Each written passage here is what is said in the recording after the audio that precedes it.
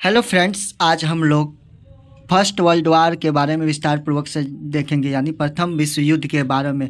जो इससे काफ़ी क्वेश्चंस आते रहते हैं और यह काफ़ी इम्पोर्टेंट है। प्रथम विश्व युद्ध के बारे में विस्तार तत्कालीन कारण देखेंगे, फिर उसके बाद हम लोग इसमें विस्तार पूर्वक से देखेंगे। आप कृपया वीडियो में बने रहें। अगर चैनल में न्यू है तो कृपया करके चैनल को सब्सक्राइब, लाइक एंड शेयर कर देंगे। प्रथम विश्व युद्ध के बारे में काफ़ी इम्पोर्टेंट क्वेश्चंस आते रहते हैं। बात करें प्रथम विश्व युद्ध, कहा जाता है कि इसमें 37 देशों ने टोटल जो है 37 देशों कंट्रियों ने भाग लिया था। 37 देशों ने भाग लिया था। 4 वर्षों तक लगातार यह युद्ध चला था। 4 वर्षों तक युद्ध चला था। और बात करें प्रथम, इसकी शुरुआत जो हुई थी 28 जुलाई 1914 ईस्वी को ऑस्ट्रेलिया जो थे सर्बिया पे आक्रमण कर दिया था। ऑस्ट्रेलिया किस पे? सर्बिया पे आक्रमण कर दिया था। तब से जो ये 4 वर्षों तक इस युद्ध का बहुत ही खतरनाक युद्ध हुई। काफ़ी लोगों की मृत्यु हो गई। बहुत ही खतरनाक, 37 देशों ने भाग लिया था। तो स्टार्ट करते हैं हम लोग। तो 28 जून 1914 को सराजेवो में ऑस्ट्रेलिया के राज सिंहासन के उत्तराधिकारी आर्क ड्यूक फ्रांसिस फर्डिनेंड तथा उसकी पत्नी की हत्या में विश्व युद्ध के लिए तत्कालिक कारण का काम किया। सराजेवा बोस्निया की राजधानी थी। सराजेवा जो थे बोस्निया की राजधानी थी। इन हत्याओं का योजना ब्लैक हैंड या यूनियन ऑफ डेट नामक एक गुप्त संस्था के द्वारा संचालित की थी। इन उग्रवादियों का लक्ष्य था कि सभी सर्बियाइयों को एक सर्बियाई राज्य के रूप में इकट्ठा या संगठित करना था। बात करें ऑस्ट्रेलिया हंगरी को इन हत्याओं में सर्बिया का षड्यंत्र होने का पूरा विश्वास था। इसलिए 23 जुलाई को उसने सर्बिया पर अंतिम चेतावनी दी, जिसमें 11 मांगे रखी थी। ठीक है ऑस्ट्रेलिया। आगे देखेंगे हम लोग। सर्बिया ने कुछ मांगों को छोड़कर ज़्यादा मांगे स्वीकार कर ली। सभी मांगों को स्वीकृति का मतलब होता सर्बिया का पूर्ण रूप से अपनी प्रभुसत्ता से वंचित होना था। सर्बिया के 25 जुलाई के उत्तर से ऑस्ट्रेलिया जो से संतुष्ट नहीं थे उनके उत्तर से। ऑस्ट्रिया ने सर्बिया के प्रतिक्रिया को अस्वीकार करते हुए उस पर आक्रमण करने के लिए अपनी सेना को तत्काल लामबंद हो जाने का आदेश दिया। 28 जुलाई 1914 को ऑस्ट्रेलिया ने सर्बिया के विरुद्ध युद्ध की घोषणा कर दी। यहीं से स्टार्ट होती है। 29 जुलाई को ऑस्ट्रेलियाई सेना ने सर्बिया की राजधानी बेलग्रेड पर बमबारी करना शुरू कर दिया। सर्बिया और ऑस्ट्रेलिया के मध्य युद्ध जो हुई थी, आरंभ होने के शीघ्र बाद और युद्ध प्रारंभ हो गए और सैनिक दृष्टि से इन तीनों छोटे युद्धों को आपस में जुड़ जाने से प्रथम विश्व युद्ध प्रारंभ हो गया। युद्ध बंद करने के लिए ऑस्ट्रेलिया पर दबाव डालने हेतु रूस ने उसके विरुद्ध लामबंदी का आदेश जारी कर दिया। रूस ने जर्मनी के विरोध भी लड़ाई की तैयारी प्रारंभ कर दी। जर्मनी को विश्वास था कि यदि रूस के साथ उसकी लड़ाई हुई तो फ्रांस उसके विरुद्ध रूस का साथ देगा। किसको विश्वास था? जर्मनी को। जर्मनी ने एक त्वरित युद्ध में पहले फ्रांस को हराने की योजना बनाई। फ्रांस को नीचे गिराने और दबाने की योजना बनाई और अपनी अधिकांश सेना को जो थे इसी उद्देश्य से लामबंद किया। इसके बाद उसका इरादा रूस की ओर मुड़ने का था और वह जानता था कि रूस पर जल्दी जीत नहीं हासिल हो सकता। रूस भी काफ़ी यूक्रेन के प्रति काफ़ी दबाव बनाया हुआ है। इसीलिए कहते हैं ब्रिटेन की स्थिति अब भी अस्पष्ट थी, क्योंकि ब्रिटिश सरकार के युद्ध में शामिल होने के बारे में मतभेद था। फ्रांस ने उससे मदद मांगी तो ब्रिटेन ने वादा किया कि जर्मनी के विरुद्ध उसके उत्तरी तट की वह रक्षा करेगा, उनकी सुरक्षा करेगा। जर्मनी ने जब तट बेल्जियम पर आक्रमण कर दिया तो ब्रिटेन की दुविधा समाप्त हो गई। जर्मनी ने जब बेल्जियम पर आक्रमण किया तो ब्रिटेन की दुविधा, जो मन में संकट थी, उनको समाप्त हो गई और जर्मन तथा ब्रिटेन के बीच युद्ध प्रारंभ हो गया। इटली त्रिपक्षीय संगठन का सदस्य बना रहा। नेक्स्ट देखेंगे। 1 अगस्त 1914 ईस्वी को जर्मनी ने रूस के 3 अगस्त को फ्रांस के विरुद्ध घोषणा कर दी। 1 अगस्त को 14 को जर्मनी ने रूस पर और 3 अगस्त को फ्रांस के विरुद्ध युद्ध घोषणा कर दी। 4 अगस्त को सुबह जर्मन सेना ने बेल्जियम में प्रवेश किया और उसी दिन आधी रात को इंग्लैंड ने जर्मनी के विरुद्ध युद्ध की घोषणा कर दी। अगस्त में ही जापान ने जर्मनी के विरुद्ध युद्ध की घोषणा कर दिया। कब? अगस्त में ही। उसने ब्रिटेन के साथ एक संधि की थी, लेकिन उसका लक्ष्य था कि चीन और प्रशांत क्षेत्र जो है, प्रशांत क्षेत्र जर्मन प्रभाव वाले हथियाना चाहते थे, प्रदेश को हथियाना था उसको। पुर्तगाल भी, जिसे ब्रिटेन अक्सर अपना सबसे पुराना मित्र कहता था, युद्ध में शामिल हो गया। पुर्तगाल भी, जो उसने भी मित्र उसको मानता था ब्रिटेन अक्सर, वो भी क्या हुआ, युद्ध में शामिल हो गया, पुर्तगाली भी। मई 1915 में इटली ने ऑस्ट्रेलिया के विरुद्ध युद्ध की घोषणा कर दी। ब्रिटेन और फ्रांस ने उसे ऑस्ट्रेलिया और तुर्की के प्रदेश देने का वादा किया। किसने? ब्रिटेन और फ्रांस ने ऑस्ट्रेलिया और तुर्की के प्रदेश को देने का वादा किया था। रोमानिया और यूनान, ग्रीक जिसको कहते हैं यूनान, ब्रिटेन, फ्रांस और रूस के साथ मिलकर अपने साथियों के साथ यह देश मित्र शक्तियों के रूप में प्रसिद्ध हो गए। ये सभी जितने थे, ब्रिटेन, यूनान, ब्रिटेन, फ्रांस, रूस, ये सब एक साथ हो गए और यह मित्र शक्ति के रूप में फेमस हो गए। बुल्गारिया अक्टूबर में जर्मनी और ऑस्ट्रेलिया के साथ शामिल हो गया। बुल्गारिया जो थे जर्मनी और ऑस्ट्रेलिया के साथ शामिल हो गया। उसे सर्बिया और यूनान के प्रदेश देने का लोभ दिया और तुर्की के कुछ क्षेत्र दे दिए गए। नवंबर में तुर्की ने रूस के विरुद्ध युद्ध की घोषणा कर दी। वह जर्मनी तथा ऑस्ट्रेलिया की और युद्ध में शामिल हो गया। जर्मनी और ऑस्ट्रेलिया तथा उसके मित्र देश केंद्रीय शक्तियां के रूप में प्रसिद्ध हुई। काफ़ी शक्तियां उनके प्रति थे, सेंट्रल पावरफुल की तरह।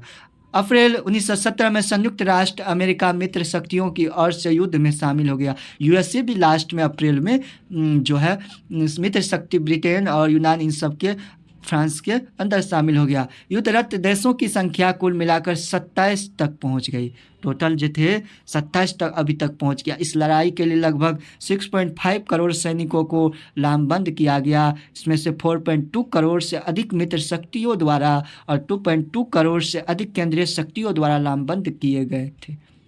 युद्ध की तीव्रता तथा नरसंहार की विभत्सता की दृष्टि से यूरोप में लड़े गए युद्ध दुनिया के दूसरे क्षेत्रों में लड़े गए युद्ध के से बहुत अधिक भीषण था। ये युद्ध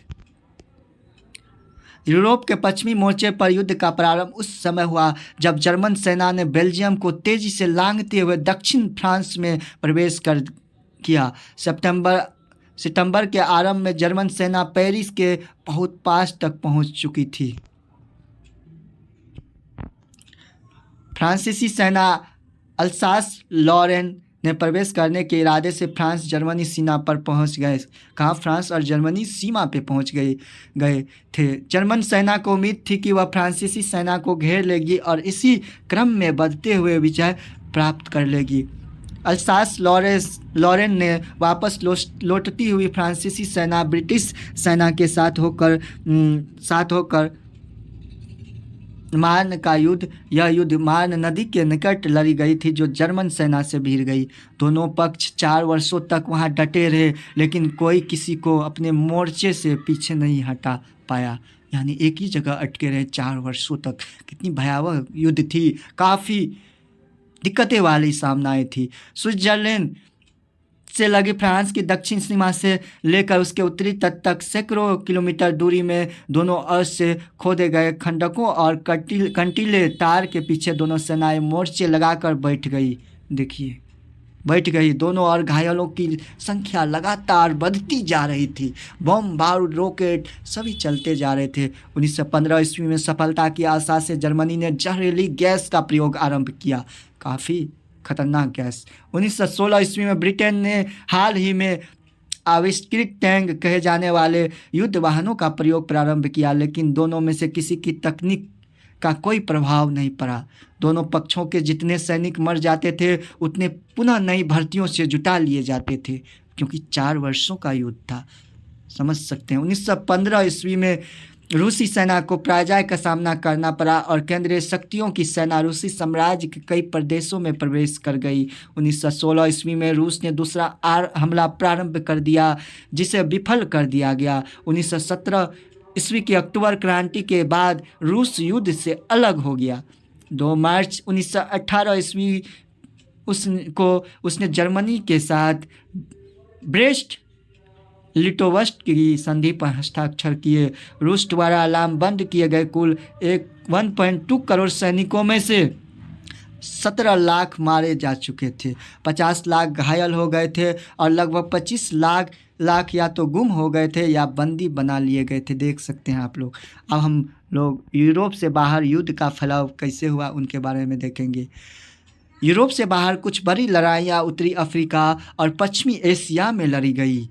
जर्मनी और तुर्की ने साथ होकर मित्र शक्तियों के उत्तरी अफ्रीका तथा पश्चिमी एशिया स्थित उपनिवेशिक प्रदेशों तक प्रभाव क्षेत्रों को खतरे में डाल दिया। देख सकते हैं तुर्की शासक, अब देखेंगे हम लोग, तुर्की शासन ने अरब देशों की आज़ादी का समर्थन करने का दिखावा करते हुए ब्रिटेन और फ्रांस ने 1916 ईस्वी में साइक्स पाइकोट नामक गुप्त समझौते पर हस्ताक्षर किए। किसने?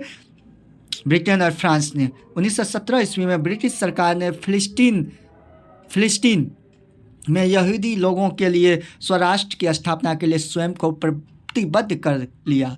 दक्षिण पश्चिम अफ्रीका में जर्मन प्रदेशों पर दक्षिण अफ्रीकी सेना ने अधिकार कर लिया और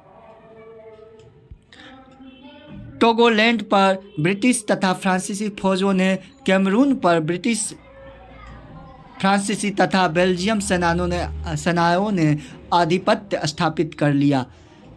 इस लड़ाई को वार ऑफ एट्रिशन या थका देने वाले युद्ध के नाम से जाना जाता है, जिसमें मित्र देश और केंद्रीय शक्ति राष्ट्र एक दूसरे को थका कर मैदान से हटा देने की कोशिश कर रहे थे। इस थका देने वाली युद्ध के दौर में 2 महाविनाशकारी युद्ध लड़े गए थे। आगे देखेंगे। फरवरी 1916 में जर्मन ने वर्दून में फ्रांसीसी गढ़ पर भीषण हमला कर दिया। कौन? फरवरी 16 में जर्मनी ने वर्दून के फ्रांसीसी गढ़ पर भीषण हमला कर दिया। जवाब में फ्रांसीसियों ने लाखों सैनिक को इस युद्ध में झोंक दिया। इसमें लगभग 7 लाख सैनिक, कितने? 7 लाख सैनिक हताहत हुए, जो कि दोनों लगभग बराबर संख्या में थे। दूसरी थी सोम की लड़ाई, जिसके सोम नदी के तट पर लड़े जाने के कारण इस लड़ाई का यह नाम पड़ा, सोम की लड़ाई। अब देखेंगे हम लोग नाकेबंदी की नीति क्या थी इस युद्ध में, उसका क्या योगदान रहा उनके बारे में देखेंगे। नाकेबंदी की नीति। ब्रिटेन ने जर्मनी की नौसैनिक घेराबंदी कर दी। खाद्य सामग्री तथा अन्य वस्तुओं को ब्रिटेन पहुंचने से रोकने के लिए जर्मनी ने ब्रिटेन की ओर जाने वाली जहाज़ों को डुबाने के लिए पनडुब्बी यू बोट, जिसे जर्मन में उंटर सी बोट कहते थे, जर्मन में उंटर सी बोट कहते थे, का इस्तेमाल करना प्रारंभ कर दिया। कौन प्रारंभ कर दिया? जर्मनी ने। लड़ाई में विमानों का प्रयोग भी प्रारंभ हो गया। शहरों पर हवाई जहाज़ों से बमबारी की गई और जर्मन तथा मित्र शक्तियों के विमानों के बीच आकाश में आमने सामने का यह सकल लड़ाइयाँ देखने को मिल रही थी। युद्ध का अंत कैसे हुई, अब उसके बारे में हम लोग विस्तार पूर्वक देखेंगे। युद्ध का अंत कैसे हुई, समझौता कैसे, क्या समझौता हुई, उनके बारे में। अक्टूबर क्रांति के बाद रूस युद्ध से हट गया था और उसे जर्मनी के साथ एक अपमानजनक संधि करने पर विवश कर दिया गया था। युद्ध आरंभ होने के पश्चात संयुक्त मित्र राष्ट्र शक्तियों को गोला बारूद, खाद्य सामग्री आदि दे रहा था, जिससे उसकी अर्थव्यवस्था की अत्यधिक प्रगति हुई थी।